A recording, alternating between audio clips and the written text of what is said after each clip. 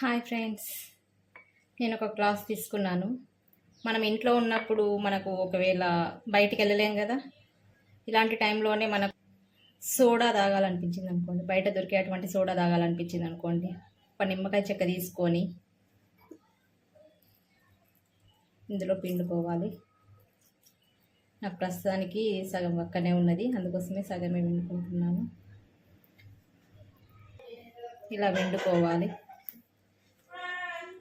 Next Sprite ఉంటుంది కదా, Sprite 7 up, ఈ 2 క్వాలిటీస్ తీసుకొని ఇందులో పోసుకుంటే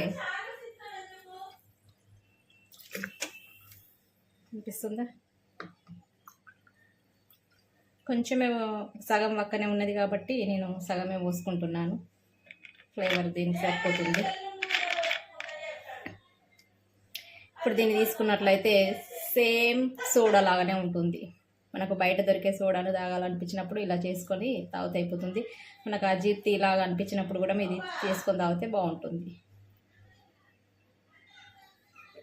సూపర్, సేమ్ అలాగే ఉంటుంది. ట్రై చేసి చూడండి ఒకసారి మీరు. ఏంటో ఇలాంటి ఐడియాలన్నీ నాకే వస్తుంటాయి. చాలా బాగుంది, ట్రై చేసి చూడండి.